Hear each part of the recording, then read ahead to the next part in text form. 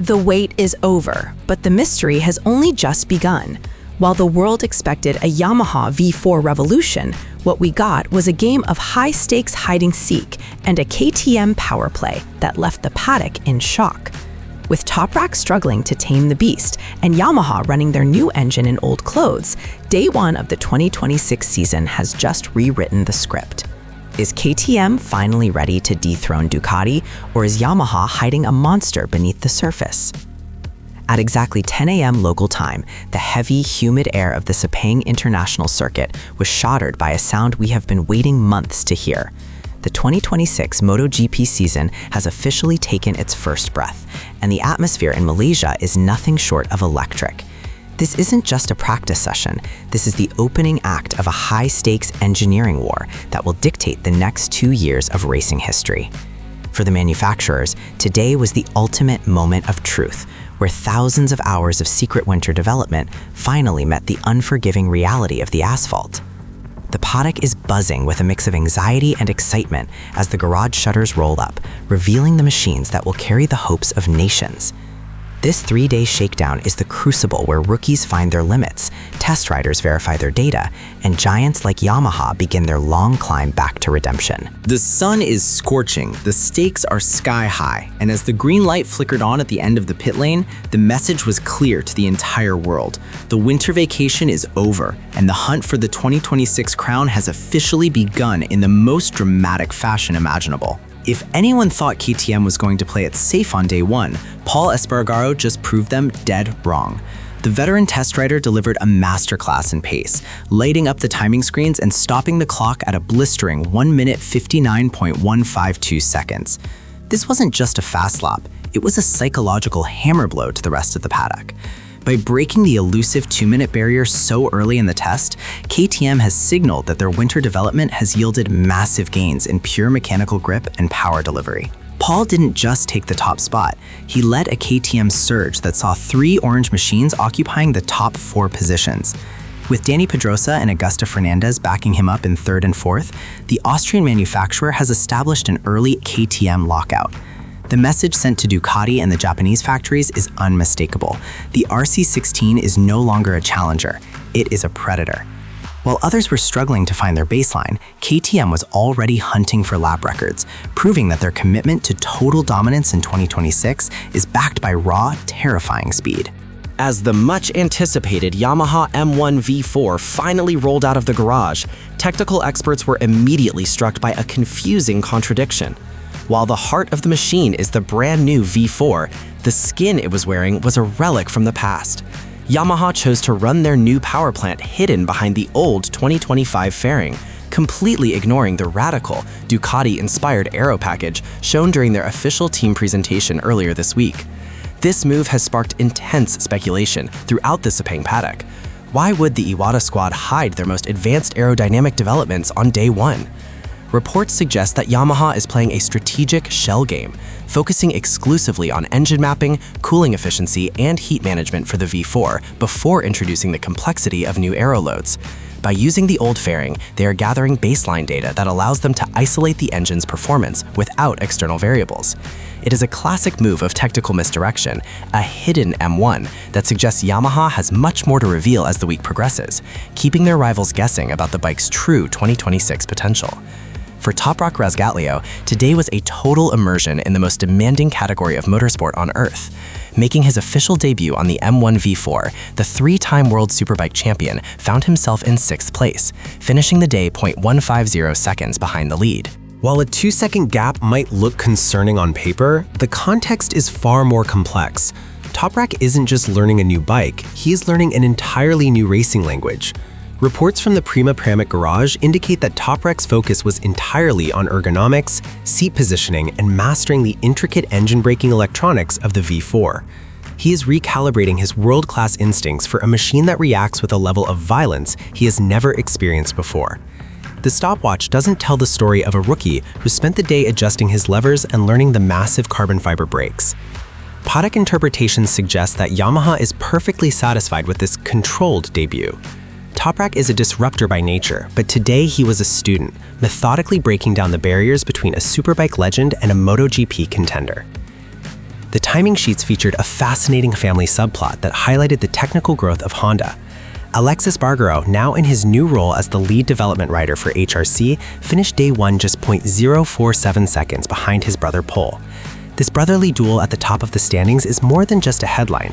It is proof that Alex's legendary development skills are already bearing fruit for Honda. For a manufacturer that has spent years in the wilderness, seeing Aleix push the RC213V into the sub-2-minute bracket on day one is a massive injection of confidence. While Pol was proving KTM's peak performance, Aleix was demonstrating Honda's newfound stability. The Espargaro duel provided critical data for both brands, showing that the gap between the European and Japanese factories might be closing faster than anyone expected. Aleix is systematically dismantling the old Honda philosophy and replacing it with the grit and precision that made him a star at Aprilia. Today, the Espargaro brothers proved that they are the most valuable technical assets in the sport, leading two different revolutions simultaneously. While KTM took the headlines, Michele Pirro and the Ducati squad were quietly conducting a clinic in technical efficiency. Pirro, the most experienced test rider on the grid, debuted the official 2026 Ducati livery while effortlessly breaking the 2-minute barrier with a 1-minute 59.283. Unlike the other manufacturers who seemed to be wrestling with their machines, the Ducati Desmosedici looked like it was on rails. Pirro's performance is a red shadow that looms over every other garage. It serves as a constant reminder that the world champions have no intention of slowing down. Ducati isn't here to find themselves, they are here to refine a masterpiece. While Yamaha and Honda are tearing up their blueprints, Ducati is simply sharpening the blade. Technical observers noted that Pirro was working through a massive program of small electronic refinements, proving that Ducati's advantage lies in the marginal gains that the rivals are still too far behind to worry about. The world champions are calm, they are fast, and they are sending a clear message. Catching us will require more than just a new engine. In one of the most intriguing technical decisions of the day, Aprilia test rider Lorenzo Savadori was spotted running the old biplane fairing, a design we haven't seen since the early stages of 2024. In a sport that moves at the speed of light, going backwards is usually a sign of trouble, but for the Noale factory, this was a calculated experiment.